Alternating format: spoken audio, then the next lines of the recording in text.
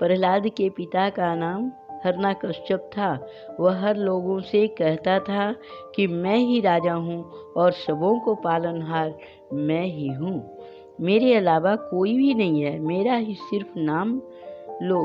डर के मारे सारी प्रजा जय जयकार तो करती थी, पर अंदर से उस पालनहार के नाम लेती थी। जब प्रहलाद जी छोटे थे तभी वह भगवान के नाम लेते थे। उनके पिताजी बहुत कहते कि मैं ही पालनहार हूँ, तुम मेरा नाम लिया करो, पर प्रहलाद तो मानते ही नहीं थे। तब उसके पिताजी को काफ़ी गुस्सा आया और कभी हाथी से रौंदवा दिए, कभी पहाड़ से गिरवा दिए और इस प्रकार से बहुत ही पीड़ादायक काम हिरण्यकश्यप ने प्रहलाद के साथ दंडित रूप में किया। परंतु प्रहलाद ने हिले नहीं, भक्ति के मार्ग पर नाम जपते रहे। और जब हिरण्यकश्यप ने होलिका के पास जाकर बोली कि तुम शीतल का चादर ओढ़ रखो और प्रहलाद को ऐसे ही पकड़ रखो, तभी उसने ऐसा ही किया। परंतु प्रभु की कृपा से क्या हुआ कि होलिका शीतल के चादर पहने हुए थी, तभी भी वो जल गई और ये प्रहलाद तो बिल्कुल ही नहीं जले, बिल्कुल ही निकल गए। तभी से तो होली का त्यौहार मनाया जाता है।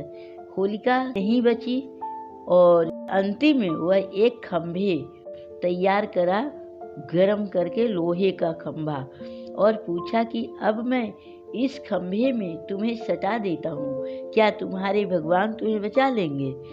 तो प्रहलाद जी ने कहा कि हाँ, अब वो मुझे बचा लेंगे। फिर उसके पिताजी ने कहा तुम्हारा भगवान कहाँ है?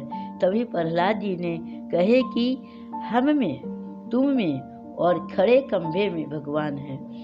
अब हिरण्यकश्यप को और गुस्सा बढ़ गया और जैसे ही खंभे में सटाने लगा कि सिंह का मुंह आधा आधा शरीर जो है आदमी का धारण करके प्रकट हो गए।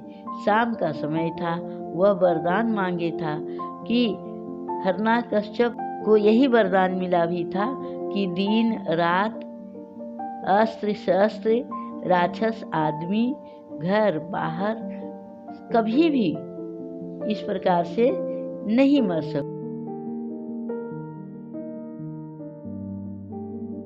अब नरसिंह भगवान बनकर आए तथा उसे बीच दरवाजे पर ले गए और पूछा आदमी या जानवर है, अस्त्र शस्त्र है, घर है बाहर है, दिन है रात है, सबों का जवाब देता गया।